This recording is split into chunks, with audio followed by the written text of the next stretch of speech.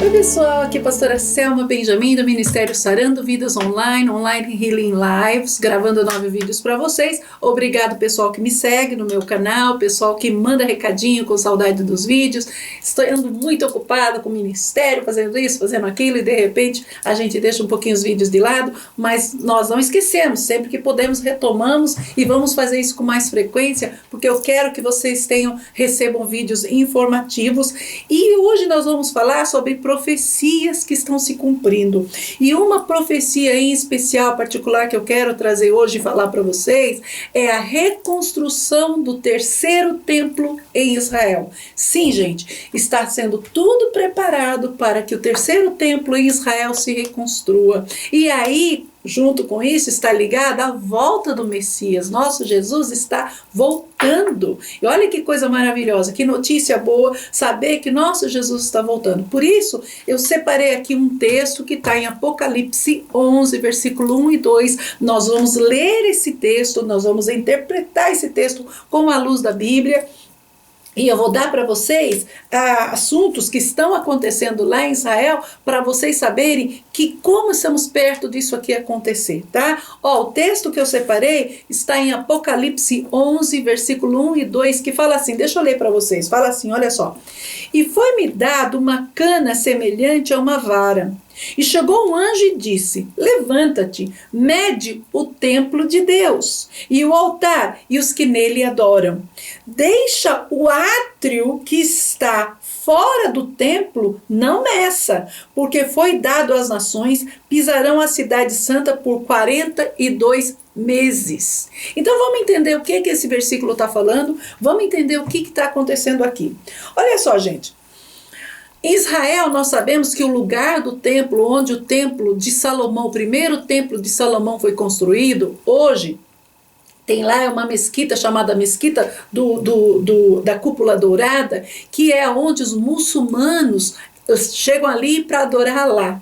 E aquela exatamente onde tinha o templo, foi destruído completamente o templo, e aí foi se construído essa mesquita da Cúpula Dourada, que quando você vê Jerusalém, que você olhando de frente, aquela primeira cúpula dourada onde você vê, exatamente ali é onde tinha o primeiro templo, e também o segundo templo, quando Herodes reconstruiu o segundo templo, querendo agradar os judeus, fazendo ali uma politicagem com os judeus, ele fez uma coisa monumental e construiu o templo, uma coisa monumental ali para os judeus.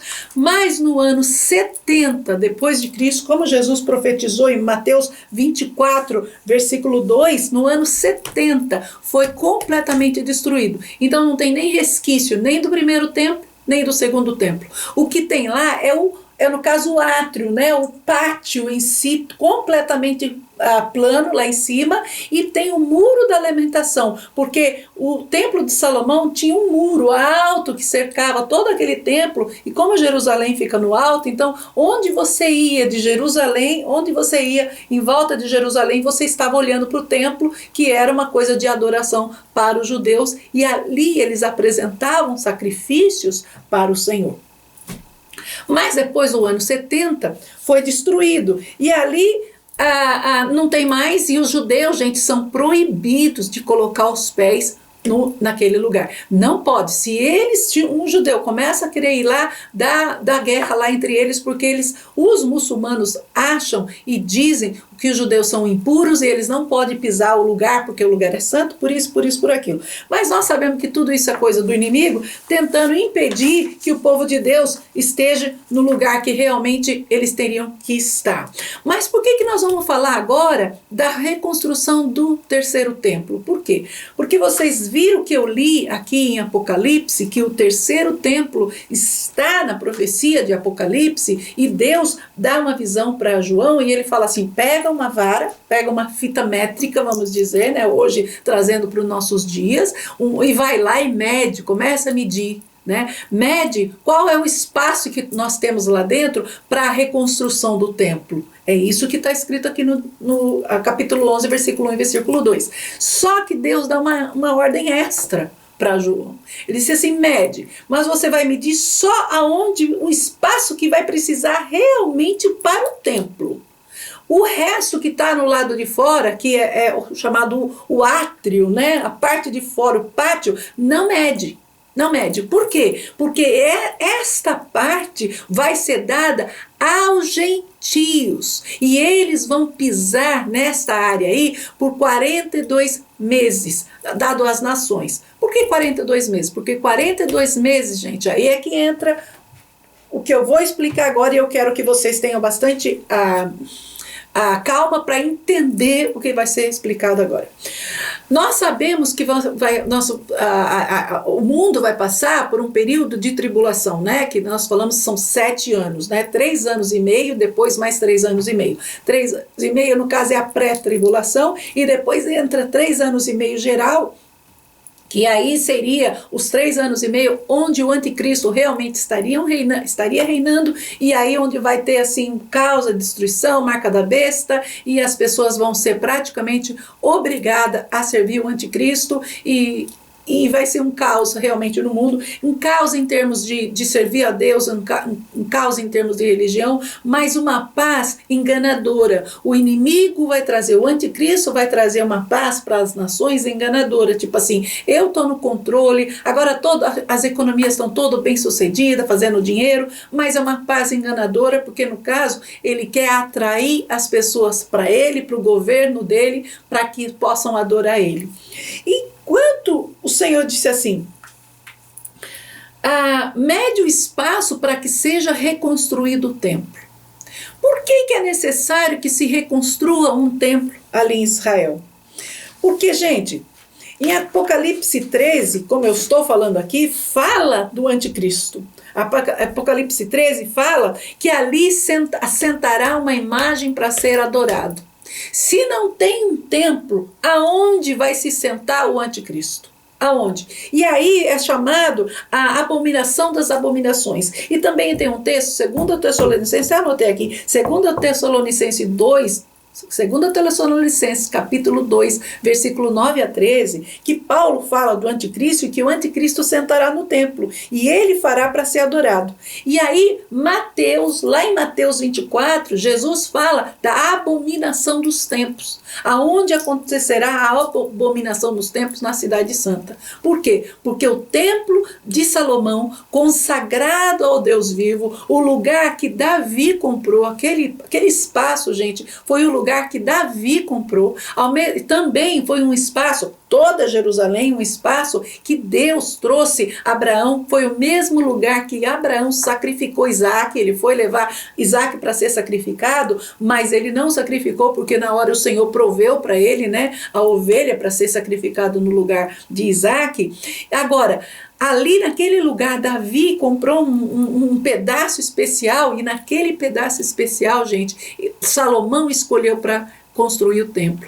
E agora, esse lugar ocupado pelos muçulmanos, mais tarde virá a construção do terceiro templo. Você fala, não, mas impossível construir o terceiro templo. Não, nós temos Mateus 24, que fala da abominação das abominações, nós temos a 2 Tessalonicenses 9, 2:9, que fala que o anticristo vai reinar e vai sentar no templo, e nós temos Revelação, a Apocalipse 13, João fala do terceiro templo que será construído, e Apocalipse 11, 1 e 2, que eu acabei de ler para vocês, que Deus dá ordem para medir o terceiro templo, e o terceiro templo será construído.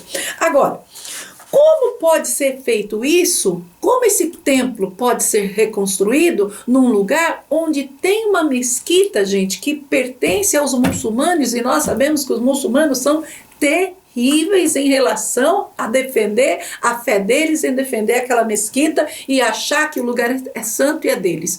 Tanto que a briga entre Palestina e Israel por Jerusalém, graças a Deus, Jerusalém foi reconhecida como capital de Jerusalém para os Estados Unidos em 2018, quando Donald Trump mudou a embaixada dos Estados Unidos e mudou para Jerusalém, foi um tipo de reconhecimento que realmente Jerusalém pertence a Israel. Mas esta briga de Palestina com Israel por Jerusalém, a Palestina quer que a Jerusalém seja dividido, a parte a sul fique para eles e a parte norte fique para Israel. Só que está escrito na Bíblia: ai daqueles que dividem a minha cidade. Então Deus não quer de jeito nenhum, não tem ordem para que Jerusalém seja dividido. Mas por que esta briga tão grande? Porque eles têm aquela parte do templo deles como santo. Por quê? Porque eles acham e eles acreditam que foi dali, aonde está feito a Meca deles, a mesquita deles, que Maomé subiu ao céu e dali foi levado num cavalo branco e foi levado ao céu e dali todo mundo viu ele subir, e então aquele lugar passou a ser santo para eles, que é uma mentira de Satanás que não tem tamanho, mas Satanás é um enganador, é um mentiroso, e ele veio para matar, roubar, destruir, João 10:10, como fala na palavra de Deus, e que ele puder roubar os filhos de Deus, ele vai tentar fazer. Mas como que vai ser reconstruído um terceiro templo ali onde está aquela mesquita?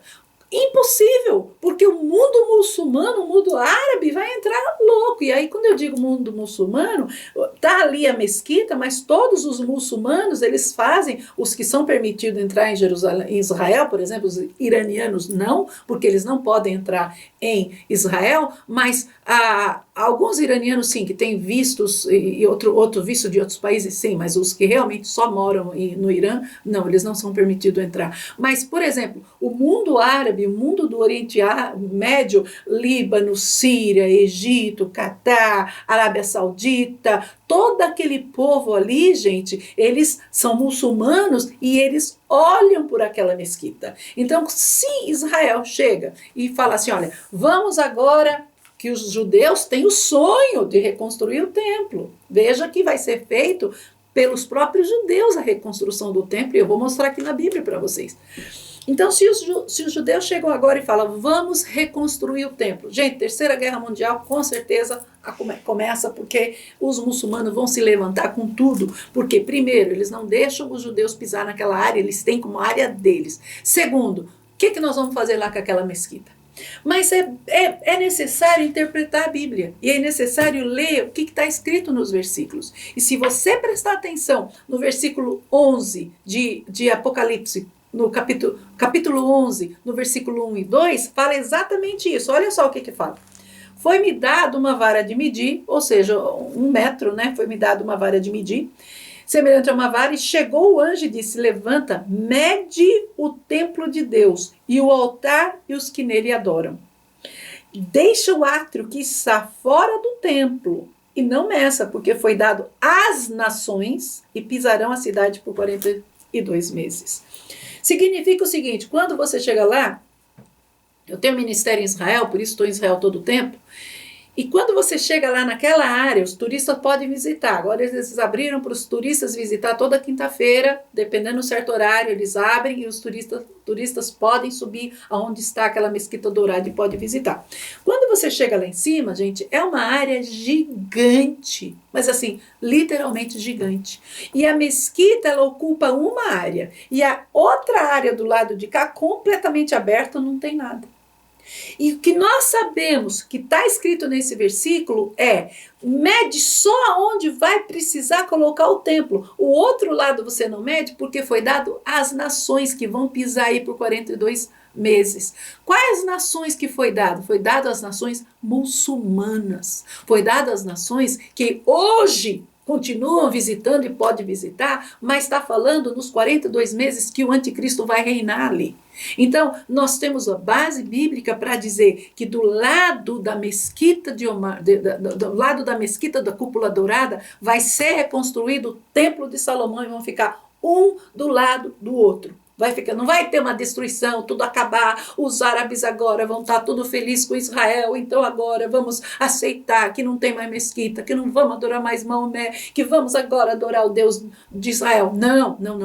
O que vai acontecer é uma união das religiões, porque o anticristo, quando ele começar a reinar, logo nos primeiros 3 anos e meio, uma das coisas, gente, que ele vai começar a colocar Logo, nos primeiros 7 anos ele está no mundo, nos primeiros 7 anos da tribulação, mas ele não vai forçar nada sobre ninguém. Nos primeiros 3 anos e meio, só fazendo amizade, diplomacia, visitando aqui, visitando ali, fazendo coligações com todos os países, e ele vai colocar uma religião só. E essa religião, por incrível que pareça, pode falar, pode ser louco isso que eu estou falando, mas todas essas pequenas religiões vão aderir.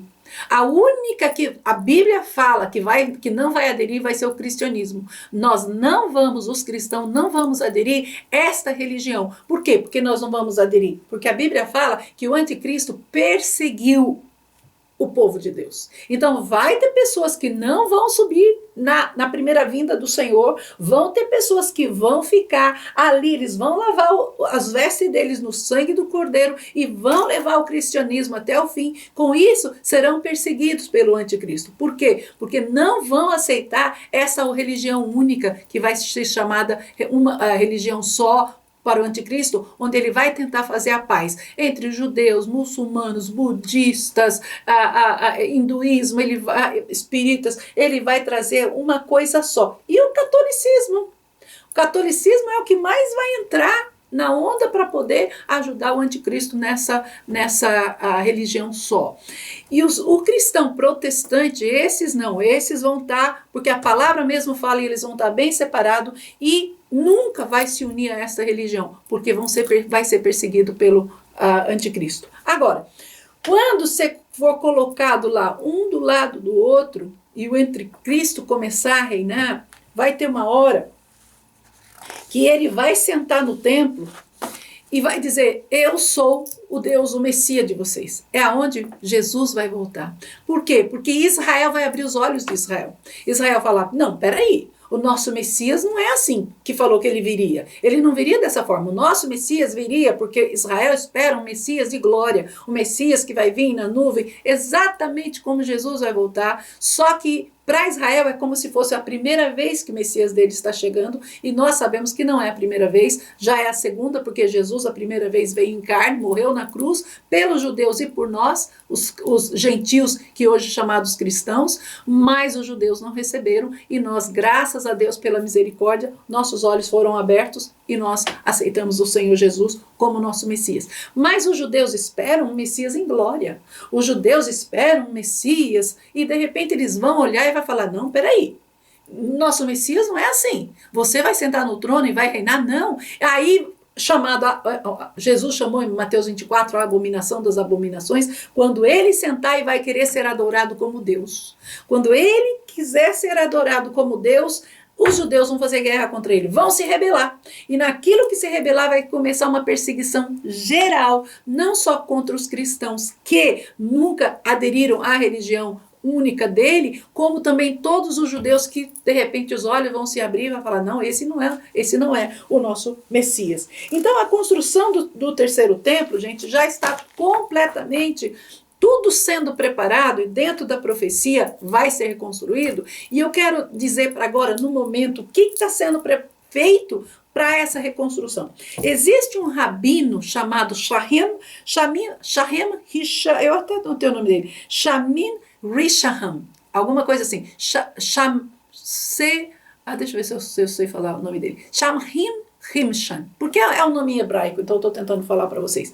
E ele está responsável por todas as coisas do templo, todos os utensílios do templo, a pia, o lavatório, os vasos, a arca, a reconstrução da arca, tudo que precisa ser usado dentro do templo, os castiçais, ele já tem tudo preparado. Se você chegar em Israel ou se você fizer uma pesquisa na internet, utensílios para a reconstrução do terceiro templo, você vai ver aparecer o nome desse rabino e você vai ver que ele já tem tudo preparado, guardado num lugar muito seguro, as 7 chaves para ninguém descobrir onde está. Mas eu conheço pessoas que, assim, ministros muito sérios nos Estados Unidos que já tiveram oportunidade de visitar o lugar e ver tudo isso que está sendo preparado.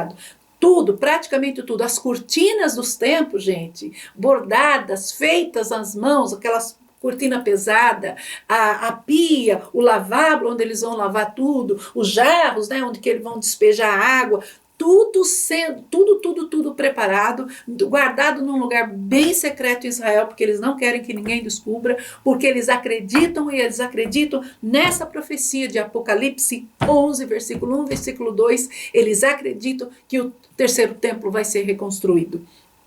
Para eles vai ser reconstruído, porque aí os judeus fazem uma conexão entre o templo e a adoração com Deus. Eles acham que Deus só ouve a oração deles e perdoa o pecado deles se eles estiverem no templo. Por isso que quando eles vão orar, a maioria, você chega em Jerusalém, você chega lá, por exemplo, uma sexta-feira à tarde, gente, tem o Shabat, né, de sexta-feira à tarde, de sexta-feira o pôr do sol até o sábado, no outro dia do pôr do sol tem o Shabat, e eles caminham até o Muro da Lamentação, e sexta-feira aquilo é tomado de judeus, porque eles vão ali fazer a oração deles semanais, porque eles acreditam que Deus só ouve eles se eles orarem no templo.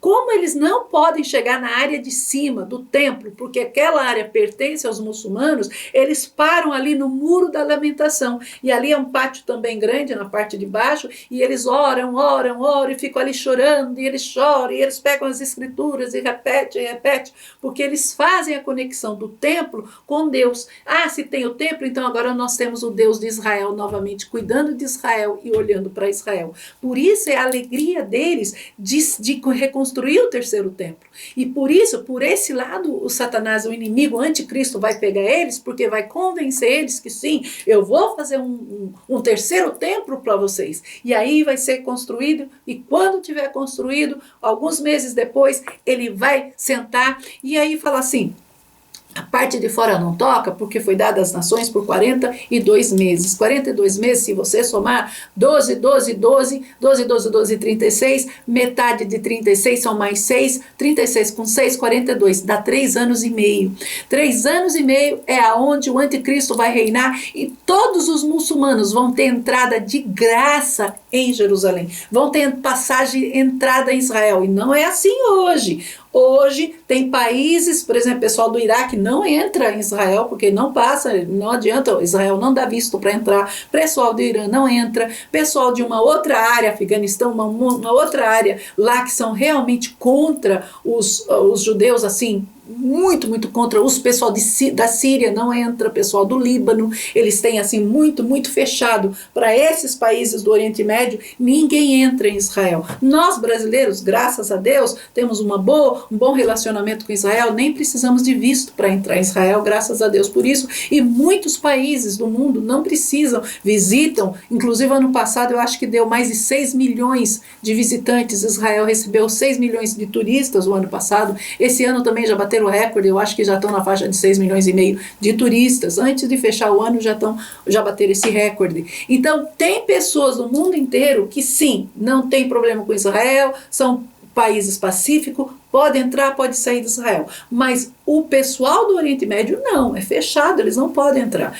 Tem os que vão adorar, os que têm visto, os que são, por exemplo, tem muitos americanos que, iraniano-americanos, eu mesmo tenho amigos que são iranianos, mas moram nos Estados Unidos e eles têm o visto, porque receberam a cidadania americana, esses já podem entrar. Pessoas que não têm um grau de risco para Israel, que são dessas nações, mas que não têm um grau de risco, podem entrar. Outros que têm, não podem entrar. E o que eu estou dizendo? E está falando assim, foi dado às nações. Significa que quando o anticristo estiver reinando, as porteiras de Israel vão estar abertas. Vem do Irã, vem do Iraque, vem do Catar, vem da Arábia Saudita, da onde quiser, daquela região, vão vir todos adorar na Meca.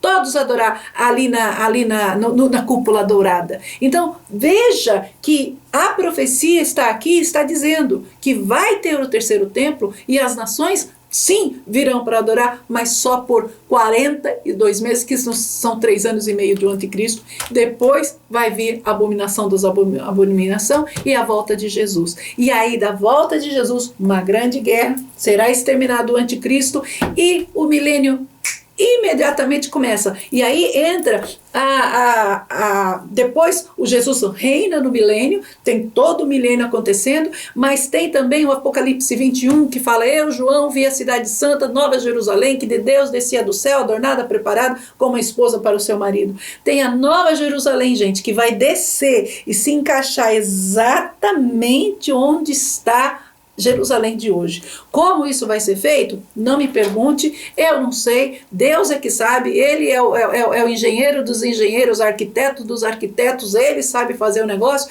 e acredito, vai ficar tudo muito perfeito. Porém, eu sei que as fronteiras de Jerusalém vão crescer, vão ampliar muito mais. Hoje a Jerusalém que nós temos lá é pequena em termos, né? Mas vai pegar toda aquela área de Palestina, vai pegar muita área da Síria, o Israel, as fronteiras de Israel vão crescer, né? Porque hoje Israel está num pedacinho limitado, mas toda aquela parte Irã, toda aquela parte Líbano, Síria, que fazem fronteira com Israel, a Palestina, que Israel foi dividido, uma parte para a Palestina, todas vão ser agregadas e vai tudo passar a ser Israel. Então eu estou trazendo para vocês que Jesus está voltando. E eu quero dizer para você, perguntar para você, não sei se você acredita nesse tipo de profecia, como eu disse, eu dei vários versículos bíblicos aqui para você pode ler Mateus 24, você pode ler a 2 Tessalonicenses 2:9, você pode ler Apocalipse 13, Apocalipse 11, Apocalipse 21, você pode ver que todos falam da Nova Jerusalém, fala da reconstrução do templo, fala do anticristo reinando, e eu quero dizer para vocês que isso é uma realidade mais séria do que o ar que você respira. É uma realidade mais séria do que eu aqui sentada falando com você. Tão certo como você está nesse vídeo me vendo, tão certo como você respira, tão certo como eu respiro, que este dia, gente, vai chegar. E eu tenho para dizer para você que sem Jesus Cristo não tem salvação. Não existe salvação fora de Jesus Cristo. Jesus disse: eu sou o caminho, a verdade e a vida. Ninguém vai ao Pai senão por mim. Acho que é João 14:32 ou 36. E eu quero dizer para você o seguinte: sem Jesus Cristo não existe salvação. Não importa se você é o bonzinho, não importa quantas obras você faça, não importa quantas famílias, eu cuido de famílias, eu sustento isso, eu sustento pessoas, eu sustento orfanatos, eu faço isso. Não importa, as tuas obras diante de Deus não significam nada, porque nós, como seres humanos, o único que pode pagar o pecado de um ser humano, que o ser humano caiu desde o jardim do Éden, o único que pode nos restituir, fazer-nos a conexão com Deus novamente, é Jesus Cristo através do sangue dele. E graças a Deus ele fez essa conexão, porque Romanos, capítulo 5, versículo 1, fala o seguinte: justificados com Deus através de Jesus Cristo, nós temos paz com Ele. Então Jesus fez essa conexão, graças a Deus por isso. Jesus pagou o teu pecado, o meu pecado. Hoje nós não temos que andar cabisbaixo, hoje nós não temos que andar com cargas pesadas sobre nós, hoje nós não temos que andar, pequei, que vai ser de mim? Não, nós temos um Redentor. E quando pecamos, que não é costumário, não é para andar pecando, aqueles que pecam não conhecem a Deus, aqueles que pecam propositadamente, esses não conhecem a Deus. Mas aquele, vamos dizer, se peca por pensamento, por palavra, um ato, um gesto, alguma coisa que você faz e de repente você cai em si, fala: meu Deus, por que eu fiz isso? E imediatamente pede perdão e o sangue de Jesus vem sobre a sua vida. Mas para isso você tem que ter Jesus na sua vida. E eu hoje te faço um convite. Depois dessa explicação do templo que eu te dei, depois falando do ministério aí que está vindo, o reinado do anticristo que está vindo, eu faço uma proposta, eu faço um chamado para você. Aceite Jesus Cristo como dono e Senhor da sua vida. Passe a levar Jesus a sério, pare de brincar. Porque nós não estamos aqui para brincar mais de ser crente. Os tempos estão correndo, avançando, e Jesus sim pode voltar daqui um certo tempo, mas para você pode voltar hoje, para mim pode voltar hoje, se nós fecharmos os nossos olhos nessa terra. E eu te pergunto, como está a sua vida com o Senhor? Como vai o seu dia a dia? Você tem lido a palavra? Tem colocado a palavra de Deus como lâmpada para os teus pés, para você caminhar dia a dia na presença do Senhor? Como vai a sua família? Como vai o seu relacionamento com o outro? Como vai o seu relacionamento com Deus? Deus não está bravo com você. Deus não está aqui apontando o dedo nos teus erros. Ao contrário, está com os braços abertos dizendo: vem, vem, porque eu estou aqui para receber todo aquele que vem até mim. Então hoje eu te apresento Jesus Cristo como uma forma de refúgio, você refugiar nele, se esconder nele. Porque sim, o mundo parece que está ruim, mas não está tão ruim não. Vai vir coisas aí mais terríveis para o mundo. Porém, os que são do Senhor vão estar escondidos nele. Aquele que habita no esconderijo do Altíssimo descansa à sombra do Onipotente, Salmo 91, verso 1. Então, se você habita no esconderijo, e o esconderijo do Altíssimo é o coração de Jesus, você pode ter certeza que é na sombra dele que você vai descansar e nenhum mal vai chegar até você. Mas para isso, como anda a sua vida com o Senhor? Então eu quero chamar você agora para fazer uma oração comigo, se arrependendo dos pecados e dizer: Jesus, me perdoa de não ter levado o Senhor a sério, me ajuda nas minhas fraquezas. Fala para ele qual é a sua fraqueza. Minha fraqueza é essa, minha fraqueza é essa, Senhor. Ainda que eu queira, Senhor, às vezes eu tento e não consigo. Me ajuda, me dá o teu Espírito Santo e o Senhor vai fazer isso por você, tá bom? Ore comigo agora. Querido Jesus, nesse momento, eu te aceito como dono da minha vida e te peço perdão pelos meus pecados. Querido Jesus, me ajuda nas minhas fraquezas. Escreve o meu nome no livro da vida. Faz algo, Senhor, com a minha vida, que possa, Senhor, fazer diferença nessa terra. Amém? Se você orou essa pequena oração, é pequenininha oração, mas fez efeito na sua vida. Eu abençoo você e acredito de todo o meu coração que Jesus ouviu sua oração e já vai estar fazendo diferença, tá bom? Muito obrigado por assistir o vídeo. Nos vemos nos próximos vídeos.